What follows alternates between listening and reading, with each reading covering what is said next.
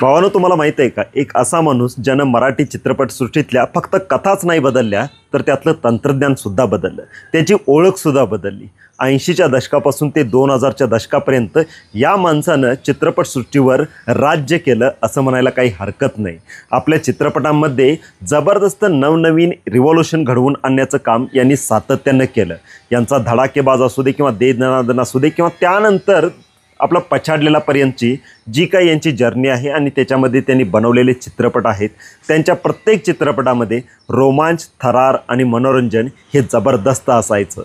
यांचा प्रत्येक चित्रपट हा 90 किंवा 2000च्या दशकातल्या सर्वांच्यासाठीच एक पर्वणीच होता. आपण बोलतोय पडद्यामागच्या तंत्रज्ञानिक हिरोबद्दल, ज्यांचं नाव आहे महेश कोठारे. धूमधडाका असू दे, दे दनादन असू दे किंवा झपाटलेला असू दे, तो रोमांच, तो थरार, ते मनोरंजन तुम्हाला आठवतंय का?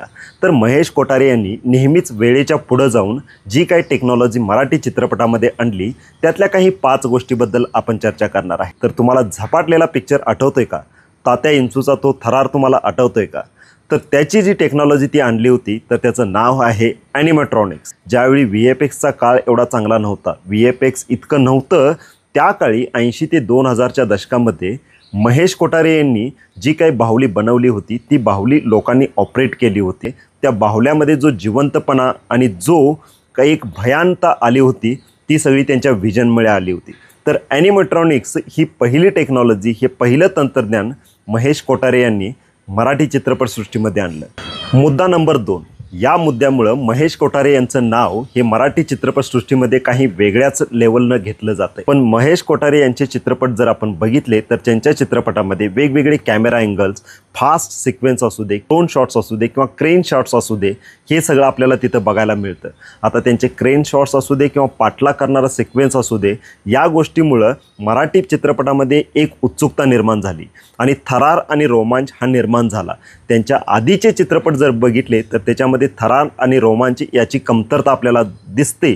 आणि जे काय महेश कोठारे यांचे जे चित्रपट आहेत, मग ते दे दनादन असू दे किंवा धडाकेबाज असू दे किंवा तिथून झपाटलेला 1 आणि 2 पर्यंतची ही त्यांचा जो काही प्रवास आहे, त्यातला कोणताही चित्रपट तुम्ही जर उचलला तर त्याच्यामध्ये तुम्हाला थरार, रोमांच आणि उत्साह हा एकदम शिगेला पोचलेला बघायला मिळणार आहे. मुद्दा नंबर 3. प्रगतशील ध्वनी आणि फॉली इफेक्ट्स. आता यामध्ये काय, महेश कोठारे यांनी डॉल्बी डिजिटल हे मराठीमध्ये आणलं त्यांच्या चिंतामणी या चित्रपटामधून. आता महेश कोठारे यांच्या चित्रपटामध्ये फॉली इफेक्ट्सचा खूप सुंदररित्या त्यांनी प्रयत्न केलेला आहे वापरायचा. आता फॉली इफेक्ट्स म्हणजे काय आहे? बोलण्याचं सोडून जे काही इतर आवाज असतात, त्यामध्ये दरवाजांची किरकिर असू दे किंवा रातकिड्यांची किरकिर असू दे किंवा ठक करून येणारा आवाज असू दे किंवा एखादा कोणताही मुद्दा झाल्यानंतर तिथं येणारा साऊंड इफेक्ट असू दे, ज्याला आत्ता आपण म्हणतो साऊंड इफेक्ट, ह्यालाच म्हणतो आपण फॉली इफेक्टसुद्धा हा शब्द वापरला जातो. आता हा मराठीमध्ये महेश कोठारे यांनी खूप सुंदररित्या वापरलेला आहे. आता त्याच्यामध्ये तात्या विंचूचा जो आवाज आहे, जो दिलीप प्रभावळकर सर यांनी दिला होता, त्या आवाजामध्ये एक वेगळंच व्हायब्रेशन होतं, एक कंपन होतं.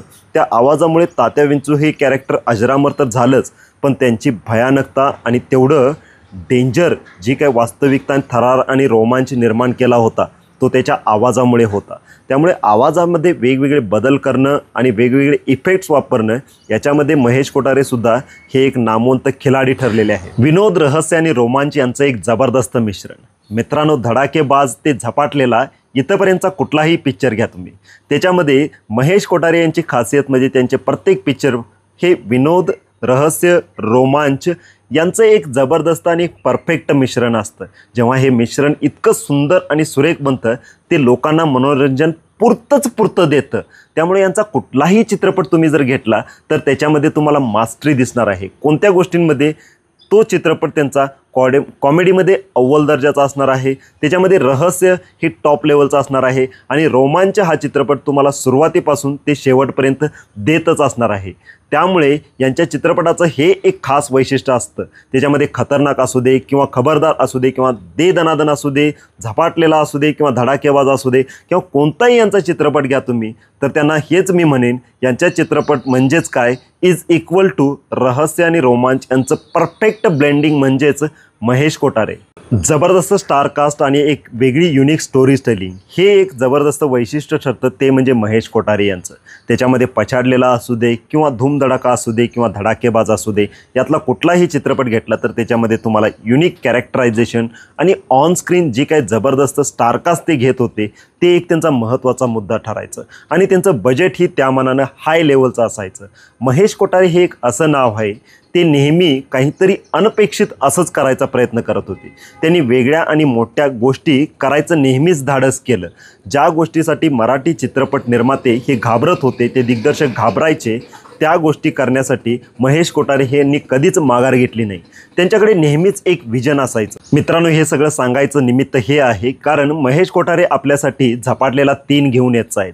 आता हे महेश कोठारे हे एक नाव असं आहे ज्यांनी आपल्या चित्रपटातून फक्त मनोरंजनच केलं नाही तर एक मराठी सिनेमासृष्टीला एक वेगळी दिशा दिली.